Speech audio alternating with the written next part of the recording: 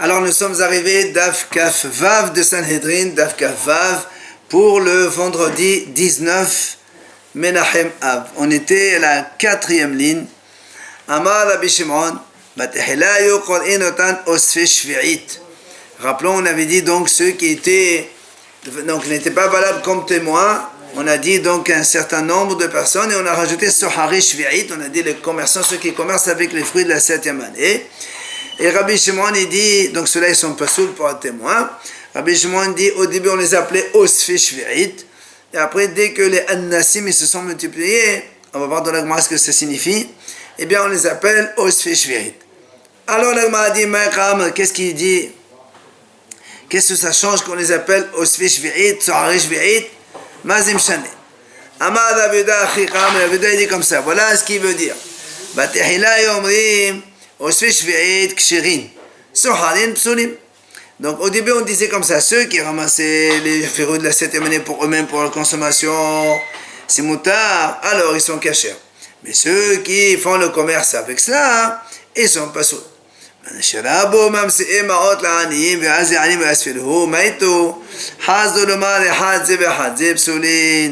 Dès qu'on a vu que ces gens-là, ils donnaient de l'argent aux pauvres, ils leur disaient allez cueillir. Ils vont cueillir les fruits, ils vont les ramener à eux. Alors, dans ces cas-là, on ne les appelle plus que des Soharim, et c'est pour ça que les Soharim, tous les deux, ils sont psaulim. Alors, elle elle pose une question sur cette explication. Kashuva ben el-Hava. Alors, ben el-Hava, ils se sont étonnés. Ah, Mesherabu ha'annasim, Mesherabu ha'tagadin meb'ele. Alors pourquoi on dit là Ha'annasim, ce sont des brigands qui prennent par force. Or là, tu expliques que les gens ils ont donné de l'argent aux pauvres pour cueillir pour eux. C'est pour ça que l'Agma donne une autre explication. Au début on disait aussi bien ceux qui ramassaient pour eux, ou donc les commerçants, tous ils sont pas seuls. Maintenant, dès que les brigands ils se sont multipliés, ça veut dire quoi? En fait, ce sont des envoyés du roi qui prenaient des taxes sur les gens. Comme Rabbi Anai leur disait au Bnei Israël de l'époque, allez-y, vous pouvez semer dans la 7e année, comme ça vous pouvez donner la taxe au roi. Sinon, le roi il va les tuer. À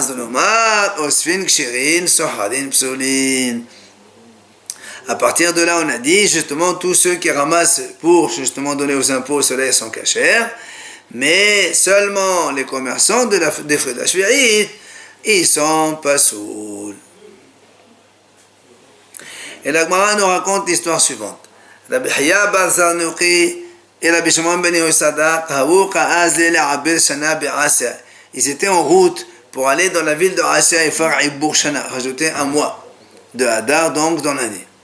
Para Behoud et Shakish les a rencontrés, et puis il s'est joint à eux pour la route. Amar, Ezid, Erzeh, Khirav de Obada. Il a dit, je vais aller voir comment ça se passe, comment ils font. Dans leur route, Hazila ou Gavla de Kakarif, il a vu un homme qui était en train de labourer, et c'était la 7e année. Amalahen Kohen Vehoresh, il leur a dit que c'est un Kohen et qu'il laboure. Alors, Amrolo, ils lui ont répondu, c'est de Hachamim, Rabbi Hiya et Rabbi Shimon Yosadaq. Yachol lomar agiston ani betocho. Il peut très bien prétendre que justement, ce monsieur, soit il est sahir dans un terrain goy, tout simplement, ou bien, comme on a dit maintenant, Arnona, à cause des taxes, il a l'autorisation de labourer pour avoir donc de quoi donner au percepteur du roi. Il continue encore la route. Ils ont vu quelqu'un qui est en train de couper dans les vignes et branches pour que ça pousse mieux. C'est un Kohen qui est en train de couper pour que ça pousse pendant la 7e année. Ils lui ont répondu, il peut très bien dire que en vérité, c'est vrai, il coupe les branches des vignes, mais c'est pas pour que ça pousse mieux, c'est parce qu'il a besoin de ces branches-là pour les mettre sur les olives, dans le pressoir pour que ça écrase les olives dans le pressoir en attendant de les presser. Alors, Amar Lahem, il leur a dit, Rish Lakish, Halev Yodea, Im Le'akel, Im Le'akel Kalut. Le cœur sait, est-ce que Bémet, il a besoin de ça, ou tout simplement c'est quelqu'un qui fait Akal Kalut, ça veut dire qu'il est en train de faire des péchés, tout simplement. Alors, après ces deux histoires-là, la Gemara pose une question. Hi Amar Leho Berisha. Laquelle s'est passée en premier? L'histoire du Kohen qui laboure, ou bien celui qui était en train de couper les branches de sa vigne? Et les Mahakamaita Amar Leho Berisha, si tu me dis... C'est la première qui leur a dit en premier, donc avec le monsieur qui labourait, et l'autre, ils lui ont répondu, peut-être qu'il peut dire, je dois payer des taxes, et c'est pour ça que je laboure. Alors, dans ces cas-là, pourquoi il n'a pas répondu la même chose dans la deuxième avec la vigne? C'est pour ça que m'a dit, c'est pour ça qu'on est obligé de dire au début, quand il a coupé les branches pour les mettre dans le pressoir, ils l'ont dit, c'est pour donc faire poser sur les olives. Et après, il leur a dit donc la deuxième, et dans la deuxième, il ne peut pas dire, pour mettre la raison qu'il a évoquée pour la vigne, il ne peut pas l'évoquer donc pour le Kohen qui labourait. C'est pour ça, dans le deuxième, ils ont dit, ça peut être pour payer au percepteur, c'est pour ça qu'on lui tolère de travailler pendant la 7e année. Alors la Gemara revient, Maïshena Kohen. Pourquoi Rish Lakish leur a dit Kohen il laboure? Ici, ce n'était pas un Kohen, c'est pas un problème. Alors la Gemara a dit non. Meshum d'Hashidi Hasheve'it. Les Kohanim, ils sont soupçonnés sur les fruits de la 7e année. Comme la Breta, elle explique, Netanya, c'est A teroma shenafla lemea. Lemea, c'est une seule Sheve'it. Si un homme, il a une CA Trouma, par exemple un Kohen qui a une CA, donc une mesure de récolte, donc de céréales ou autre, de Trouma, qui est tombé dans 100 fois donc des récoltes de Shve'it. Alors nous on sait que la Trouma, Ta'ale, c'est-à-dire elle s'annule de 1 sur 100. Donc il n'y a pas de problème. Pahot Mikan, il kavo. Mais s'il a un Trouma, ça tombe dans moins que 100 de Shve'it, on les laisse pourrir. Alors on pose une question, pourquoi? Pourquoi tu laisses mourir? La trouma ne s'annule pas. Nous on sait, quand quelqu'un il a une trouma qui tombe dans le hol, eh bien, quand il n'y a pas 100 fois hol, ben, il peut donner tout le mélange, ils le vend à bas prix au Kohanim. Pourquoi ici tu as dit ils vont pourrir? Il n'a qu'à les vendre au Kohanim à bas prix. C'est pas ça que Rabbi répond dans cette braïta-là. Zotomeret, Nashedo, Kohanim Hasheve'it. Donc de là, on apprend que les Kohanim, ils sont soupçonnés que les fruits de la 7e année, ils vont se les garder au-delà du temps du bureau. Et c'est pour ça que, là, ici, dans notre cas, il leur a dit c'est un Kohen. Et c'est pour ça que quand ça tombe dans moins de 100, il faut les laisser pourrir.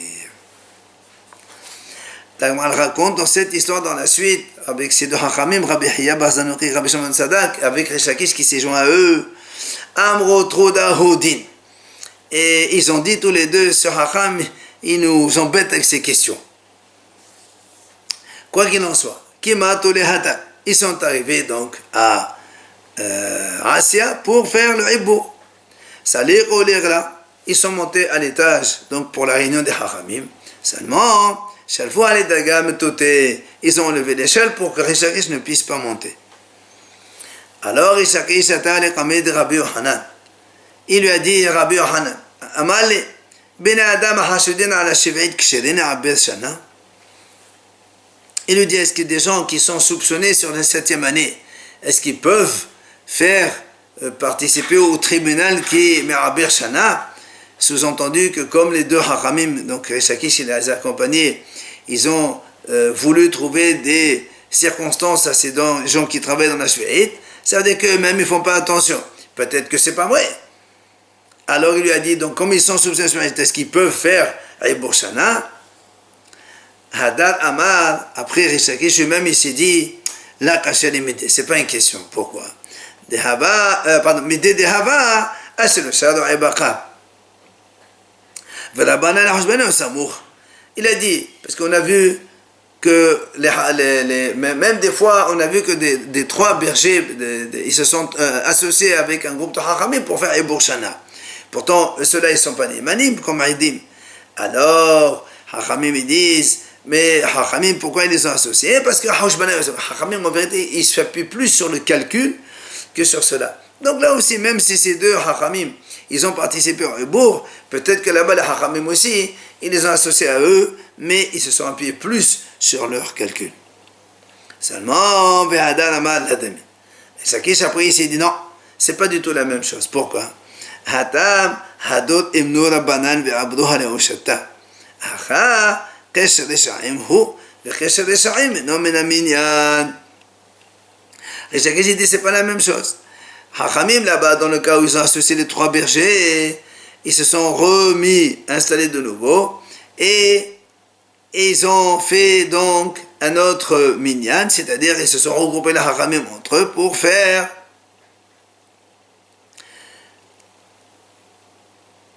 le Ibour.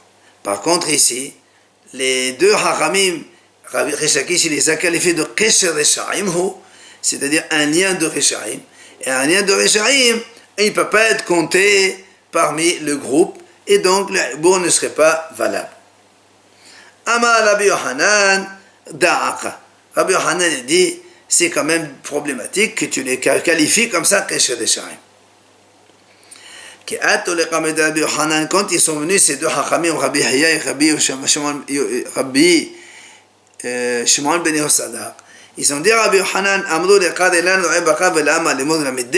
comment? Il nous a traités de berger, et toi tu n'as même pas rattrapé, tu ne nous as pas défendu. Amalio, Rabbi Yohanan leur a répondu, même si vous avez dit vous êtes des bergers de petits troupeaux, ou de ovins ou de bovins, qu'est-ce que ça change? Qu'est-ce que je vais lui dire?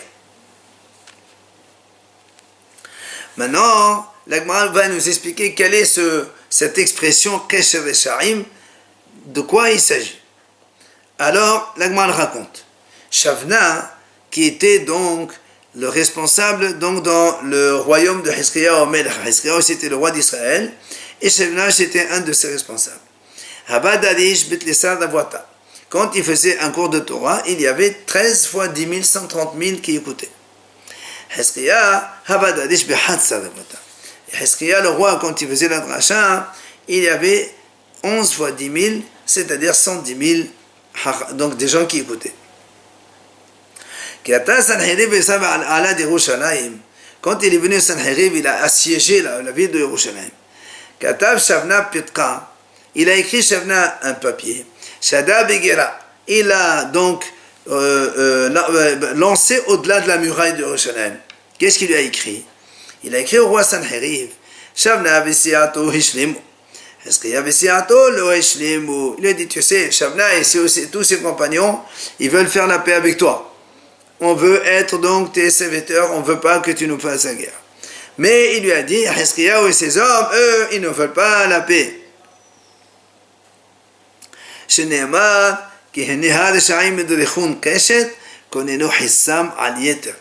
Donc c'est à propos de celui-là que le pasuk il a dit, ils font donc l'arc, ils touchent, ils écrasent l'arc, et donc ils dirigent leurs flèches. Alors Hiskiya, il a eu peur. Amar,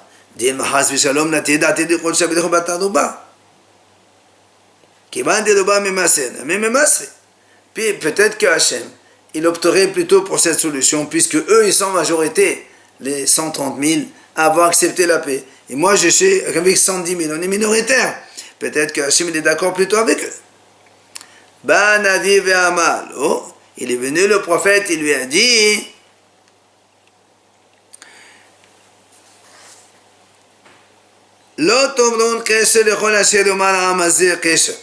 ne crois pas que ça, c'est un kesher, c'est-à-dire ils se sont liés entre eux pour être au nombre de 130 les majorités. Klomar, il a dit sache que c'est un compte de Rishaim. Un compte de Rishaim n'est pas du tout considéré. Donc n'aie pas peur, c'est toi qui as raison. La Gemara raconte ce fameux Shavna, comme il se croyait déjà être roi, il est allé pour faire creuser une tombe dans le caveau donc du roi David. Navi Ve'amar, il est venu le prophète, il lui a dit, le prophète Ishaïa, il a dit, Man lechavo, min lechavo, kahasavta lechavo, revhenna. Hine Hashem etatelecha tateleha gava. Il a dit, qu'est-ce que tu viens ici creuser une tombe pour toi? Hashem, il va te c'est-à-dire il va te déplacer d'ici, gava comme un homme. Et à ce propos, Amarav, le déplacement d'un homme, il est plus difficile que si c'est une femme qui déménage. Quoi qu'il en soit, le pasuk là-bas il continue, il dit qu'est-ce que ça veut dire? On apprend de là que que Shavna, il est devenu lépreux. Sa femme Ya'ate. Donc Ya'ate c'est la Sarat, là aussi c'est Sarat. Le pasuk qui continue là-bas, il dit Sanofis Novecha Senefa Kadour. El Eres Rahavat Yadayim. Le pasuk il dit que Hachem il va donc, comme un ballon sur la terre, une grande terre. Ça veut dire quoi? La Gemara explique lui il voulait évidemment faire du mépris sur son maître Hizkiyahu. C'est lui qui a été finalement méprisé. Et la Gemara raconte comment ça s'est passé son histoire à la fin. Quand il est venu avec tous ses hommes pour se livrer à Sanheriv, quand lui voulait sortir, dès que lui il a franchi la muraille, il est venu l'ange Gabriel, il a fermé toute la muraille sur toute sa compagnie, tous ses compagnons. Les 130 000, ils sont restés de l'autre côté. Alors, le roi Sanheriv et ses hommes disent, oui, sont tes collègues, tu as dit que 130 000, vous êtes donc, vous vous livrez à moi. Amar Hadlobi. Il leur a dit, je sais pas, ils ont changé d'avis. Amar dit quoi? Ils lui ont dit, tu te moques de nous, tu nous dis 130 000, ils veulent se livrer à nous et tu viens tout seul. Qu'est-ce qu'ils lui ont fait? Ils ont fait des trous dans ses talons. Ils l'ont suspendu, attaché au queue de leurs chevaux. Et ils l'ont traîné donc dans les ronces et dans les branches. Donc comme ça, il a fini Shavna. Amar Rabbi Elazar. Il a dit Rabbi Elazar. Shavna Baal Hana'a Haya. Shavna, c'était un homme qui aimait les plaisirs.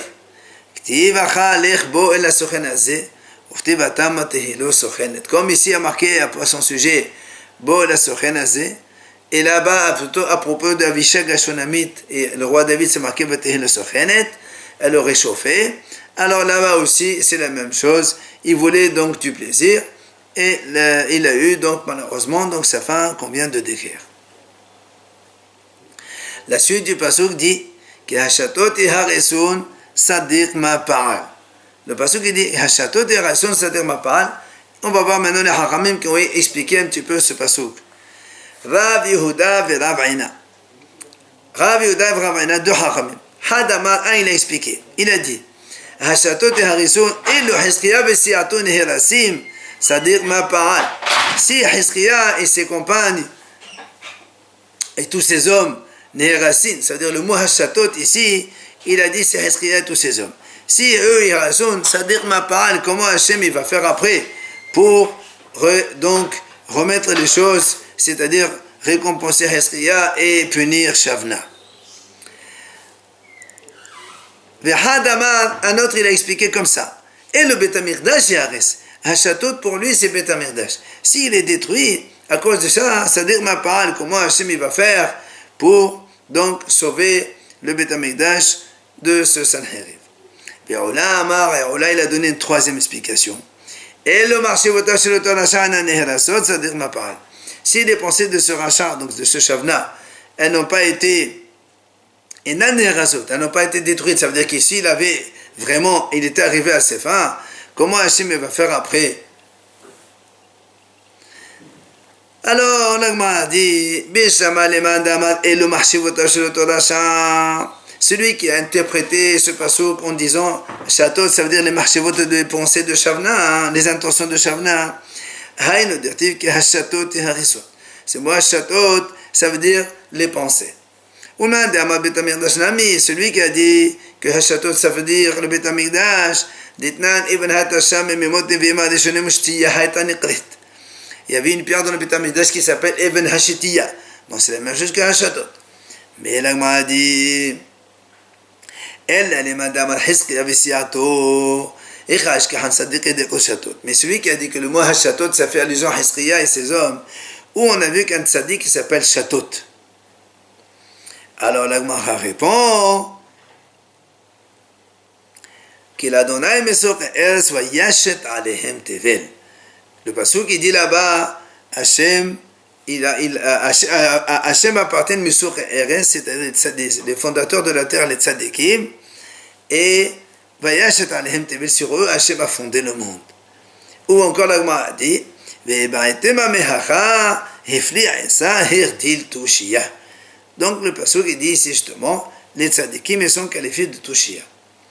Et Amar Rav Hanan, Lama Nekra Shema Tushia, pourquoi la Torah a été on a donc exprimé par le terme Tushia, mais Pene Shehi Mateshet Koho Shel Adam, car la Torah affaiblit l'homme. Davar Aher, pourquoi on appelle Tushia la Torah? Shenetena Bahashem mais Pene Hassatan. Que Hachem il a donné secrètement, pas à cause du Satan qui ne voulait pas justement que la Torah soit donnée au Bnei Israël.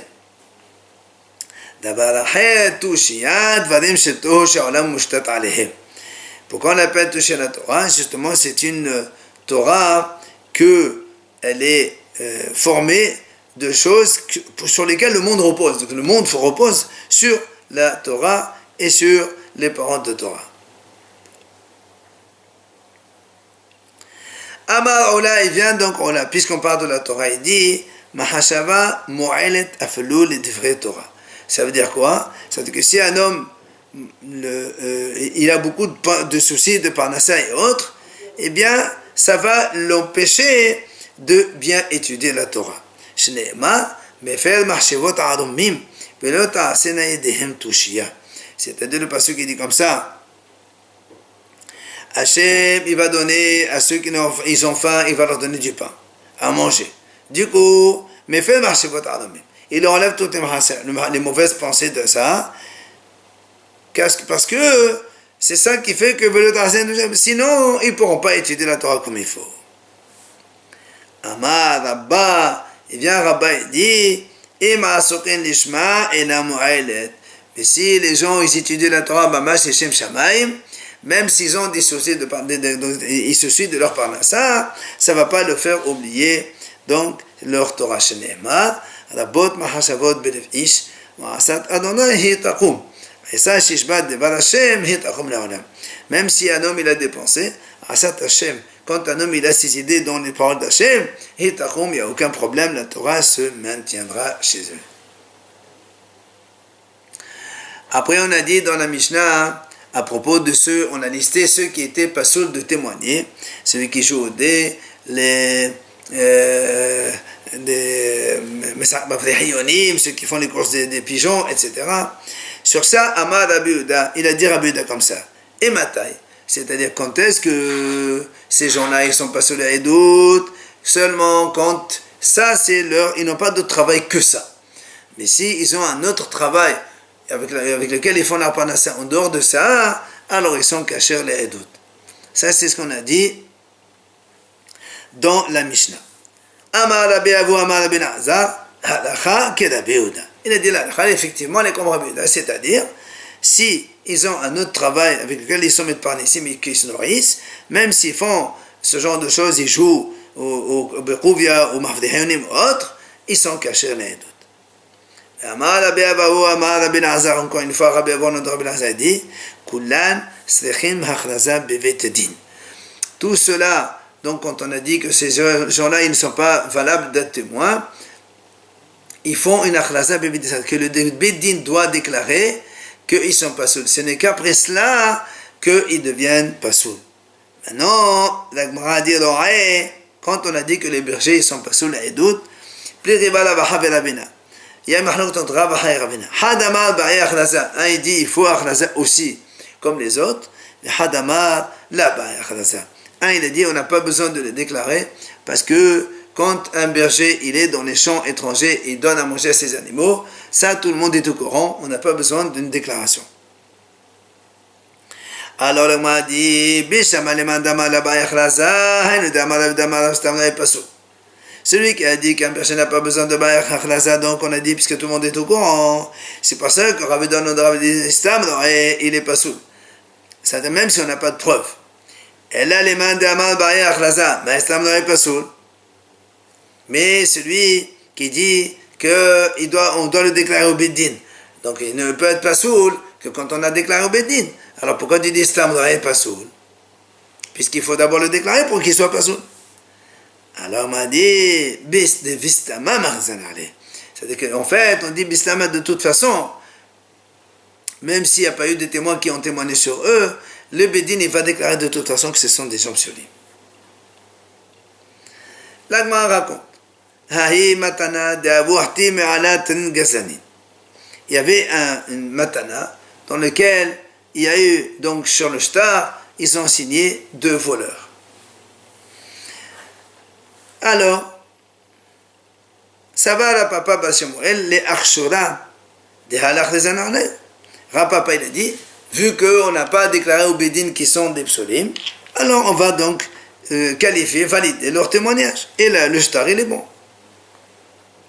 Amali Rava, Nehi de Banan Akhlaza, Berzan de Banan. Berzan de Onatem de Banan Akhlaza. Rabban, il dit, non, quand est-ce qu'on a dit qu'il faut une déclaration au Beddin, tout ce qui est vol des Rabbanan? Comme on a vu, les courses de pigeons, tout ça.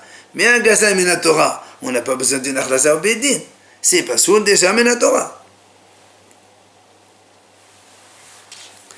Siman davar varayot gannav. L'Agmar ramène ici 3 enseignements à ce sujet. Le premier, Amar Rav Nachman, ochle davar aher, pesolin le'aidut. Rav Nachman dit comme ça. Ceux qui mangent davar aher. En général, davar aher, c'est hazir, c'est le cochon, hazme potrem. Mais Rashi explique ici, davar aher, c'est quoi? C'est ils prennent nasdaka chez les goyim, tout simplement. Ça fait hilul Hashem. Donc ceux qui prennent nasdaka chez les goyim, psolin le'aidut, ils ne sont pas valables pour témoigner. Hanemale, quand est-ce? Befadissa, quand ils le font publiquement. Aval betsina, mais s'ils le font discrètement, eh bien, ils ne sont pas sous l'aide. Et même quand on donnait au Phalassan à Mélam, quand est-ce qu'on a dit quand ils font publiquement, ils ne sont pas saouls, elle a dit, seulement s'il a la possibilité de se nourrir discrètement, il le fait publiquement. Mais s'il n'a pas les moyens que ça pour manger, pour vivre, là, il n'est pas passé à d'autres, puis pour un nefesh, dohe et akol. Amar Rav Nachman. Il dit Rav Nachman, si quelqu'un il est soupçonné sur des relations interdites, caché l'edout, il est quand même caché pour témoigner. Amar Rav Sheshat. Il vient Rav Sheshat, il lui dit, comment? Réponds-moi mon maître. Celui-là, il mérite 40 coups. Et tu dis qu'il est caché à l'edout? Alors, Amar Rava, il vient Rava et dit, au modé Rav Nachman, l'anyan edut cherche au passé. C'est-à-dire même si Rav Nachman il a dit celui qui a hachout sur la relation interdite, il est caché pour les témoignages, mais pour les témoignages des femmes, Rav Nachman aussi il est d'accord qu'il est pasoul, c'est-à-dire il ne peut pas témoigner pour des problèmes de mariage ou de divorce ou autre. Amar Ravina, il vient Ravina, il dit, et certains disent Rav Papa, il a dit comme ça, Lo Amran, quand est-ce qu'on a dit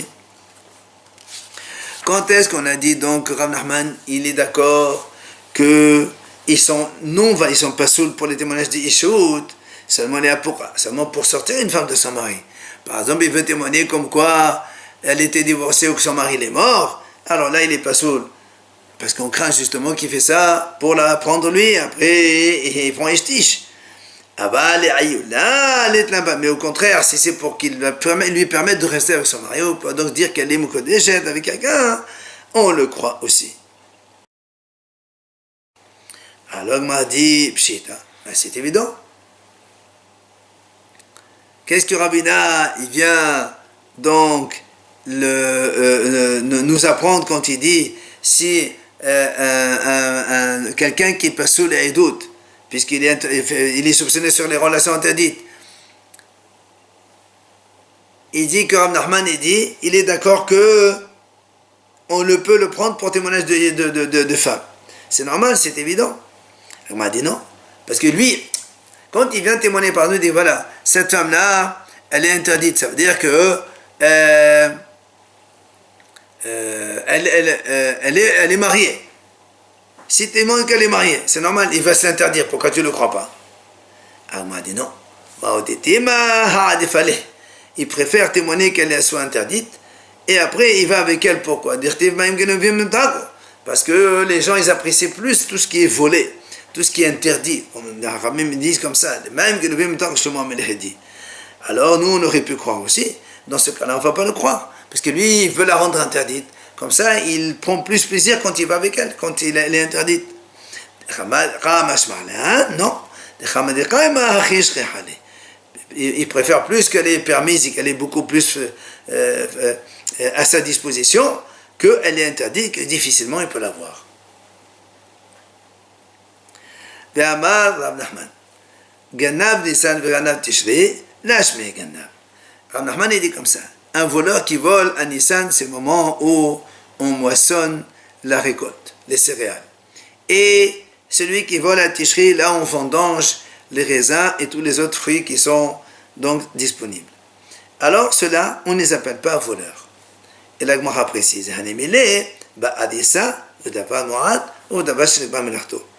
et ça c'est valable uniquement quand c'est un métayer qui est dans le champ, et quand il prend un petit peu, et dans les choses qui sont déjà terminées. Parce que nous on sait que quand un ouvrier travaille dans des choses terminées, la Torah a dit, et quand il s'agit d'un homme, un homme pendant le travail il a le droit de manger un petit peu. Alors le métayer, même s'il a une part, 30 ou 40% de la récolte, il peut se permettre aussi à lui comme un ouvrier. Alors c'est pas ça, on dit que c'est pas un voleur. Dans la mesure où il prend un petit peu, avec des choses qui sont déjà terminées. Et la Gemara raconte, les métayers, donc plutôt, c'est pas des métayers, c'est des ouvriers qui travaillent dans les champs de Rav Zavid. Had ganav kabad de sa'are ou fasleh. Had ganav kabad de ahin ou fasleh. Un, il a volé donc un cave de orge. Rav Zavid est là donc invalidé comme témoin. Et un, il a volé un régime de date, et aussi il a rendu pasoul. Pourquoi? Parce que celui-là, il n'avait pas du tout à prendre donc, dans les fruits. C'est un ouvrier qui n'a pas le droit, et comme donc dans ce cas-là, il est voleur, alors il est pasoul. Et la Gemara enfin termine. Il y avait des gens qui ont enterré le premier jour de Shavuot. Pour ça, c'est assour. Alors, Shamtin, Rapapa, Rapapa, il les a excommuniés et les a rendus pasoul de témoigner. Mais Ravona, lui, il les a rendus cachés pour témoigner. Amal et Rapapa, Rapapa, il lui dit à Ravona, pourquoi tu dis cachés? C'était les Shaim, puisqu'ils ont fait un péché, ils ont enterré le jour du Yom Tov. Alors Ravona, il lui répond, ça, il dit, mais non, eux, ils croient que c'est une mitzvah de faire ça. Alors il lui dit, si je les ai excommuniés, ils savent très bien que c'est assourd. Or, ils ont recommencé une deuxième fois, après l'excommunication. Alors il répond Ravuna, même après l'excommunication, s'ils ont refait une deuxième chose, une deuxième fois l'enterrement, à Yom Tov, malgré tout, ils ne sont pas pasoul à Edout. Pourquoi? Savre kapara ka'avdelan rabanan. Eux, ils croient que le fait de les avoir excommuniés, c'est une expiation de leur faute, et donc ils ont encore une mission à faire, ils le font une deuxième fois. C'est pour ça que tu ne peux pas les rendre pasoul pour témoigner.